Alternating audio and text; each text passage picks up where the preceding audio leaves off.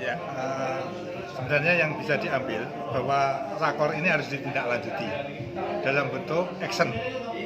Actionnya apa? Bahwa di kabupaten dan kota, para peserta rakor ini harusnya berkoordinasi lagi dengan pimpinan kabupaten dan kota untuk merumuskan bagaimana tindak lanjut dari rakor ini. Di antaranya merumuskan tentang boleh tidaknya pertunjukan secara luring, demikian juga bagaimana mengatur pertunjukan-pertunjukan yang dalam bentuk daring, sehingga nanti ada aturan dalam bentuk apakah itu perda atau mungkin dalam bentuk perbuk, perwali misalnya aja, yang mengatur tentang pertunjukan-pertunjukan ke depan. Itu yang lebih utama bagi tindak lanjut dari rakor ini.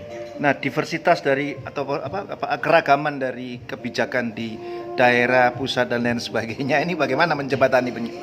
Sebenarnya nggak masalah.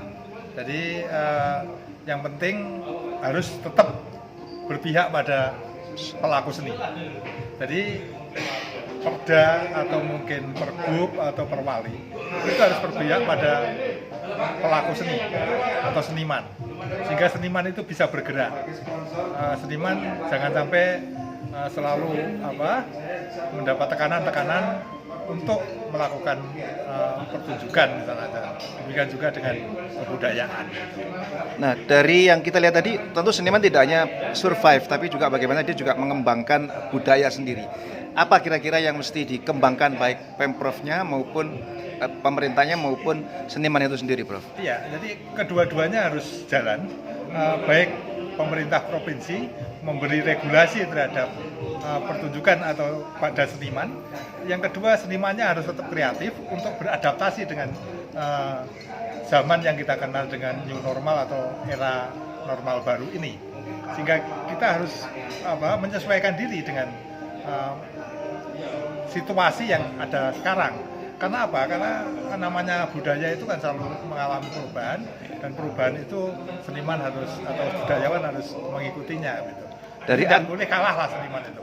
Dari unpredictable variable tadi, kira-kira apa yang perlu dipersiapkan seniman untuk menyongsong new normal, termasuk diantaranya kemampuan dalam bidang digital teknologi itu? Iya, pertama adalah seniman harus atau budayawan harus belajarlah tentang teknologi digital ini.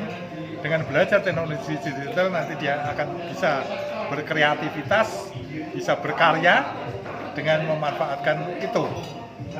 Kita tidak melihat seniman-seniman besar saja, tapi juga seniman-seniman yang ada di pedesaan, tapi juga tadi misalnya aja bagaimana pemerintah provinsi, pemerintah kabupaten kota memfasilitasinya apa? Memberikan pelatihan-pelatihan. Ini loh pelatihan-pelatihan untuk daring misalnya. Ini pelatihan-pelatihan untuk YouTube, karena eranya sekarang adalah era YouTube gitu. Nah, sekilas tentang refocusing anggaran, kira-kira kalau untuk seniman ini bagaimana sebenarnya skema yang tepat untuk mereka agar mereka juga tersemangati, Prof? Iya, sebenarnya kita membiasakan diri, seniman itu harus menyusun proposal untuk produksi. Jadi seniman apapun itu harus eranya, karena era seperti itu, karena dana dari rakyat, dana pemerintah itu nggak bisa digelontorkan itu aja tanpa ada pengajuan proposal, nanti dikoreksi, nanti dievaluasi, mana yang ini layak, mana yang tidak, itu nanti mana yang perlu dikepras, mana yang perlu ditambah. Itu adalah tugas kalau di kabupaten kota mungkin kepala bidang kebudayaan, atau mungkin kasih kebudayaan, atau di pariwisatanya, atau mungkin itu. Prof, matur nuwun. Terima kasih.